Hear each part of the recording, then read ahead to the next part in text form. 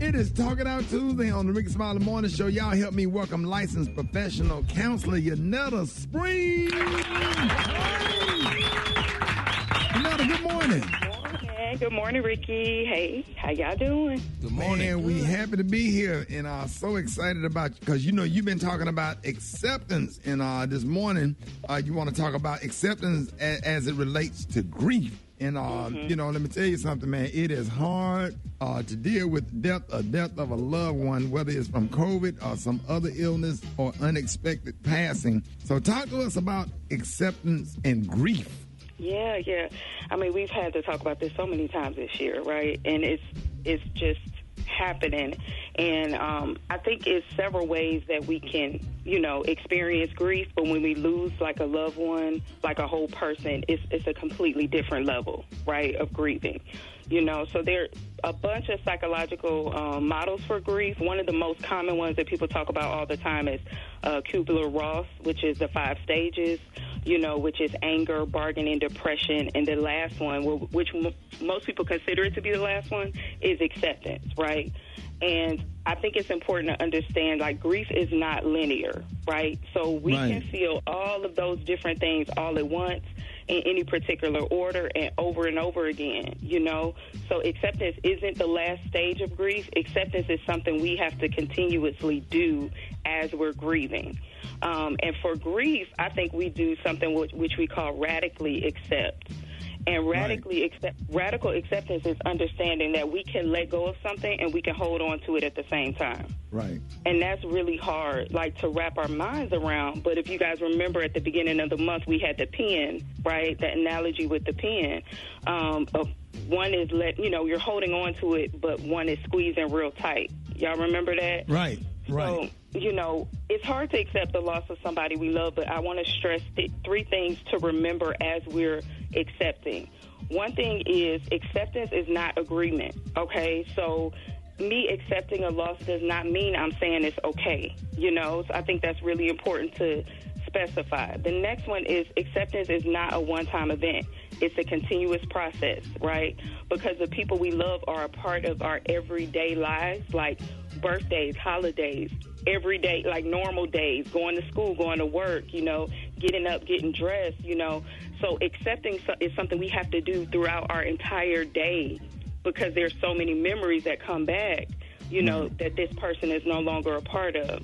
And then accepting the loss does not mean that you stop grieving once you accept. You know, our bodies need to mourn, so we have to continuously process our grief, you know. So accepting is knowing that our lives are never going to be the same. So, you know, that is a part of the process. Mm-hmm. What do you feel like the best way is to process grief? You know, I feel like there is no best way in terms of me telling you how you could process it. I think the best way is just to allow our bodies to do what our bodies want to do, right? Right. And what we do typically is we avoid things that are painful. Right. But a part of grieving is experiencing the pain because our bodies have to process the reality of that our loved one isn't here anymore, right? And the more we avoid that, the more we delay the process of our bodies really being able to experience what grief and loss looks like and feels like, and it hurts. You know, we don't want to experience that.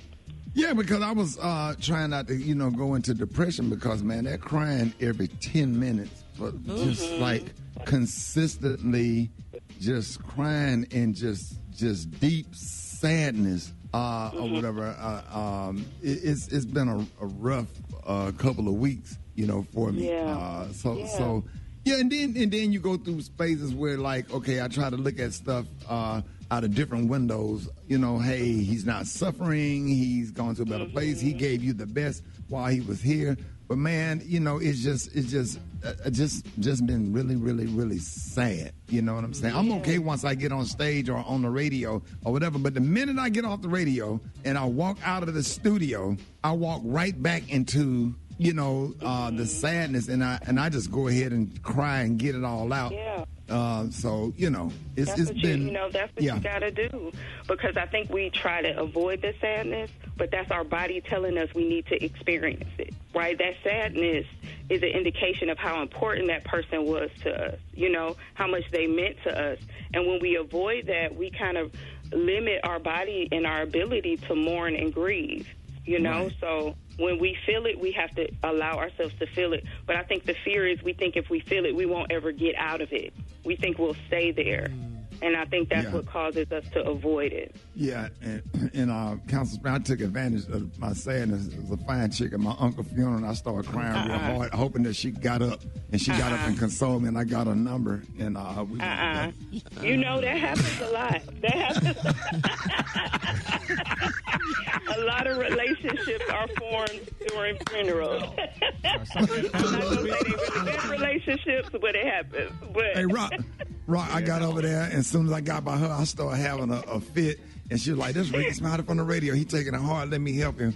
And then, then we, she was wiping tears. I was crying for real, but I saw her out of the corner of my eye when I was viewing the body. So when I was walking back to my seat, that's when I started having like a little breakdown and stuff. And so we went to Applebee's and we talked about it and stuff and went through it together. And we've been together ever since. She's pregnant. As a matter of fact, she's pregnant. Hey, no, let everybody say what?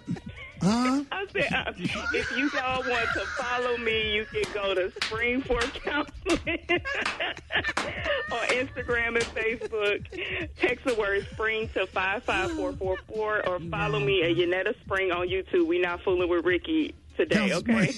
Council Spring, I went home and pulled out that obituary section, boy. I be going to funerals now, but that's where they be at, bro. That's where they be at. You know, I'm Rickey Smiley, bro. They know me, so I stand there when the family going in. I find a fine one that's by herself. You know, especially at the church. Yeah. So I go out and say, "You want me to walk?" Like, yeah. You know, she want to take pictures of them, put it on Instagram. Let's talk about this another time. Thank you, Council Spring. Yes. No problem. Y'all take care. Thank you. New game right there. Okay. I got a homie like, right.